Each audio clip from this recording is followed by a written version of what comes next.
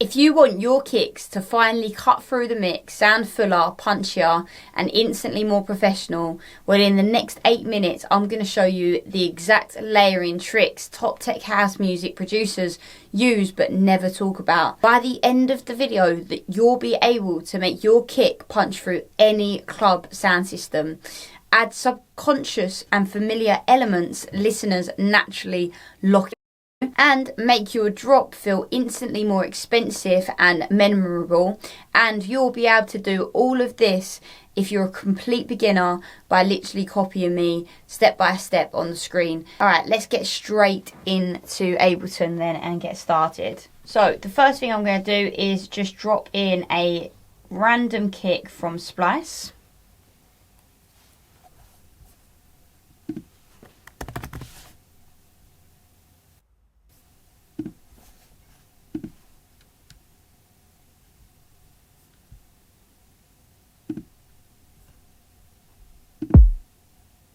That will do. And then what I'm going to search for is clicks. Still going to go under house.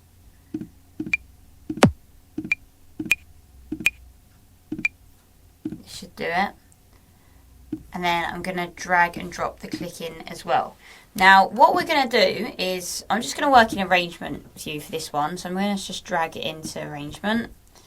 I'll drag that into arrangement and then just delete these other channels.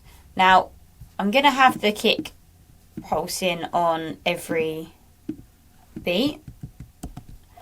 And then I'm going to layer it up with this click of percussion on every beat as well. Now when you're looking for a click as well, the best thing that what you want to be looking for is short, bright, sharp, transient samples, nothing with too much low end that's going to clash with your kick, because you want to just be layering it up at this stage. So first of all, I'm going to just play this and just show you the difference. First of all, we're going to need to turn that down a little bit. It's a bit too there. But if we listen to it without, now with, it's just really cutting it through the mix. Now what we're going to need to do with this is, I just want to high pass the click, so we're going to add an EQ 8 to the click.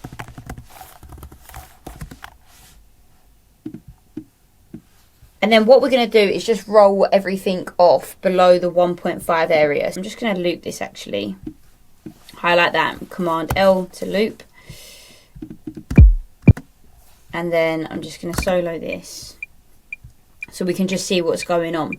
Now I'm just going to change this and literally just roll everything off. So we've just got the highs from this click, none of the low end, because we don't want it clashing with our kick. What we're looking for here is, we only want presence, not mud, okay? And then the next thing I'm going to do is just zoom in to these. So as you can see, when we drop stuff in Ableton, it automatically, you know, fades in the sample with these faders to stop clicks and pops. But the kick needs as much punch as possible. So I'm just going to take them out and actually just reduplicate all of that. So there's no faders on these kicks. Now what I'm going to do is, I'm going to move this forward just slightly, a few milliseconds. Now why I'm doing that is because that is really where the punch is, and we want this click to be right on the punch, because this tightens the attack and it just cuts straight through the mix, okay? So again, I'm just going to delete all of this and duplicate it. And now I just want you to hear that.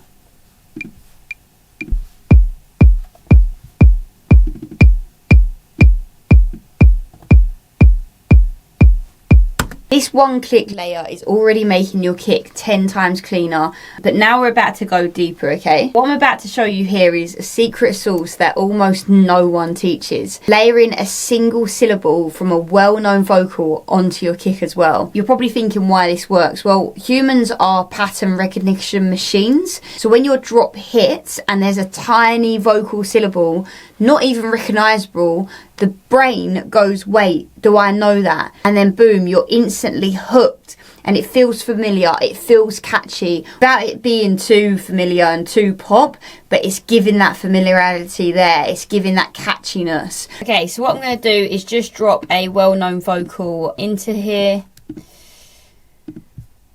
And this is just an a cappella vocal. And then what I'm going to do is find a part of that vocal that's recognisable, but not the whole phrase. So it could be something like the oohs or yes or whatever it is. If we just listen to it, turn the warp off a minute. I feel like throw my hands up in, I feel like throw my hands up in the air. It could be the air part, but we just want the tiniest part of it.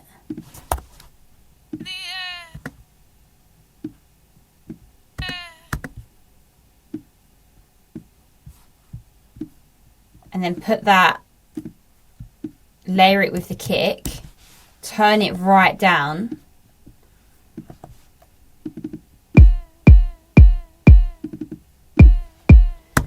It's recognisable, but it's not, okay? And it sounds a lot better in the mix when you've got all your other elements.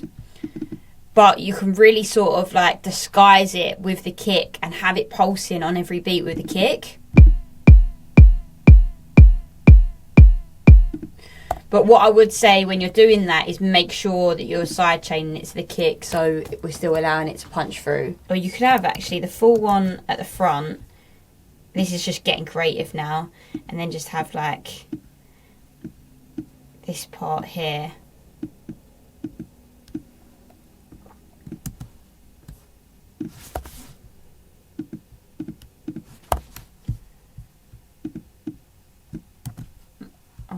So,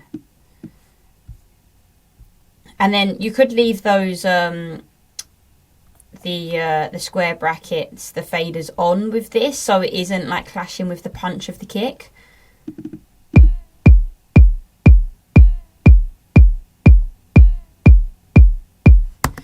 And just layer that up with your kick, and it's really advanced stuff, but not a lot of people would do. Again, I'd probably put a EQ 8 on this, so let's just get rid of that.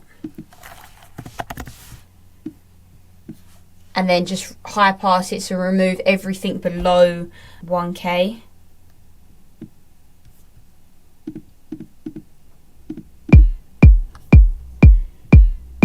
So again, it's just not clashing with the low end of our kick. Because at this point we want texture, not tone, right?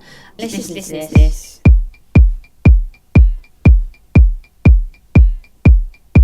Tell me that isn't making your kick sound alive, alright? By the way, if you're watching this and you're thinking, imagine if my whole track sounded this clean and had all of these little tips and tricks across the whole process and the whole arrangement, then make sure you click the link in the description to book in a one-to-one mentoring call with myself, and I'll literally guide you through every step to building chart-ready, tech house, banging tracks from scratch. Anyway, let's get back to the magic. Last thing I wanted to show you is actually giving your kick the full spectrum power by layering a tiny hat on top. So just make sure when you're picking your hi-hat, you should choose a very short hat, no decay, no towers, no sizzle. We need it short.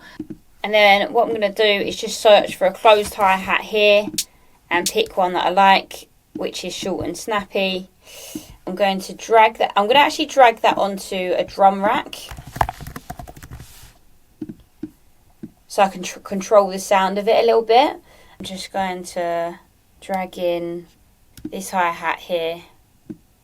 I'm going to rename it Layered Hat, so I know I'm going to layer that with my kick. And then I can just control the sound of it a little bit. So I'm going to go to Classic. I'm going to bring the decay right down to around 1 to make it even shorter and snappier. I'm going to put a filter on it.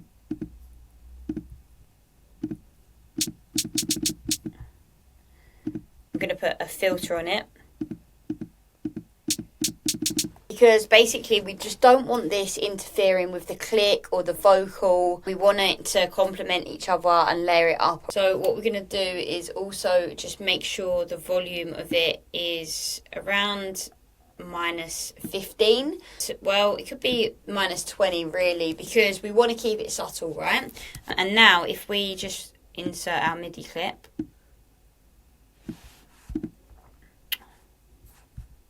let's just go down here, just double click on this clip just to insert the MIDI clip, and then just put in the layered hi-hat on every kick. And now go back down here. I'm just going to turn this down. Just drag that into arrangement and listen to it. If I turn it off, turn it on, it just gives it something, doesn't it? Now, an extra pro tip is actually to group your click, the vocal and the hi-hat into one group, which is the layers, and we could actually add a limiter to that group and an EQ, so it's all breathing as one.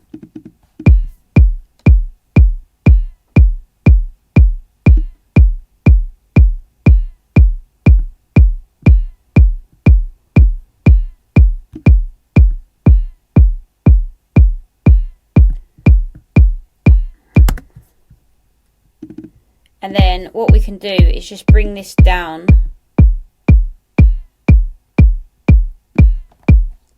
and just grouping those layers, and then just doing a little bit of processing on the full group. It just makes makes those layers just breathe as one. And then make sure you side chain the layers to the kick as well. So you can bring the attack up slightly on the layers too. And then just side chain to the kick.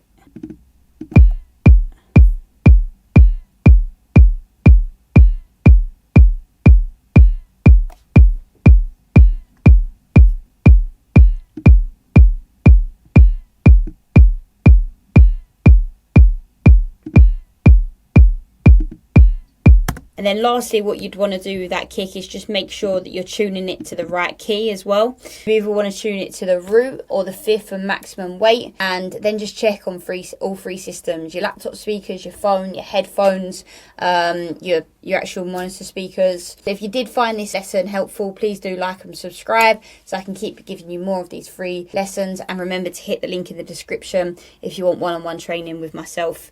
I'll see you in the next lesson.